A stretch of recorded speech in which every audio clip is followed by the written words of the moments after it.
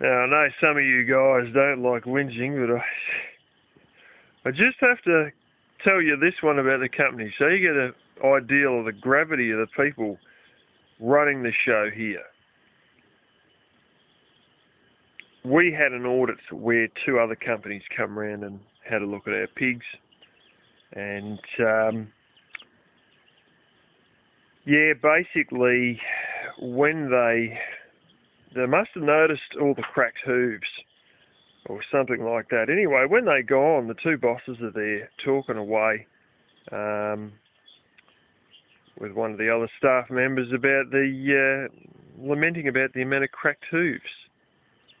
And lesbian boss says, "Oh, we use all the copper sulfate, but it doesn't make a difference, or we still got cracked hooves," or something like that, she said. You know, we use the copper sulfate. Right, so I'm going to tell you what they're supposed to do and how they do it.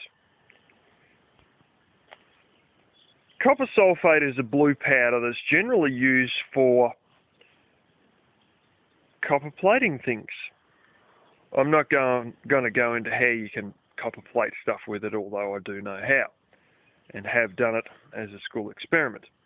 Anyway, you're supposed to have a foot bath, which is like a shallow tub of some sort, and you get the copper sulfate powder, you dissolve it in hot water, so you get like your 5-gallon white plastic bucket. They're polyethylene, which, you know, they can hold sulfuric acid, hydrochloric acid, things like that. They're not reactive.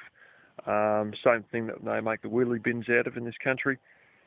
And you throw in your copper sulfate, you put your hot water in, and you dissolve it by stirring it. And it dissolves in the hot water. Just like your instant coffee, just like the sugar in your coffee, you put it in and you got to stir it to dissolve it. Then you pour that into a foot bath. Well, they've got one better. They've got what they call the hoof mat. And to stop any animal drinking out of the bath or walking at the bath, they've just got a mat that lays on the ground, which is basically a layer of sponge covered with fabric that's reasonably tough fabric, but of course the liquid will just soak straight through it. And the idea is you're supposed to get this copper sulfate solution and gently pour it into this mat so it soaks into the sponge inside the mat. Then as they put their feet on it, it sort of squeeges out of the sponge with the weight of their foot and covers their hoof. I'll tell you how they do it. They put down the hoof mat, they get out a respirator because this is dangerous stuff. They put on this respirator, they get their powder and get a certain amount in a little bucket, tiny little bucket, and they shake it over the top of this mat. Then they get a kettle that they've just boiled. They hold the bloody thing from 5-6 foot in the air, pour the hot water straight onto the powder sitting on the mat. Half the powder, with the height they're pouring the water from, blows off the side of the mat and lands on the ground. About a third of the powder just gets wet and sits on the top of the mat. Then they bring the pigs round.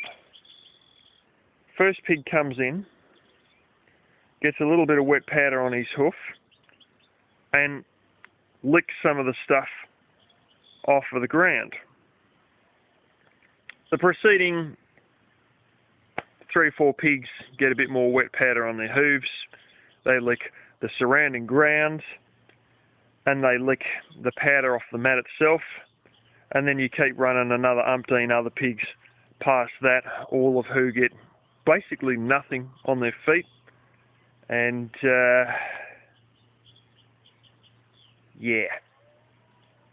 that's the way it's done. This same shit that we're wearing a respirator to handle because it's dangerous. The first several pigs get a little bit of the wet shit on their hooves. It's supposed to be dissolved, but it just ends up as a wet powder on their hooves. And they lick the damn stuff off. They're eating this same crap that we've worn a respirator for because it's so toxic to handle. And the majority of pigs get absolutely nothing on their feet. Maybe a little bit of hot water from the kettle that may be in the sponge. But they don't even put enough bloody hot water on the damn thing usually to really soak the mat properly. I tell you what, if these guys were sent to make a cake, they would probably get the water first, throw it all in the oven with the oven door open, and it'd all pour out and wet the floor of the kitchen. Then they'd probably light the oven. Then they'd get a baking dish, throw the flour and the icing sugar in the baking dish, throw it in the oven, wait a few hours, pull it out, and when they've got a burnt heap of flour in a dish, they go, well, that cake didn't work very well. I mean, but there's only one thing left to remember. Do you want to buy shares in this successful company? Oh, holy fucking cow.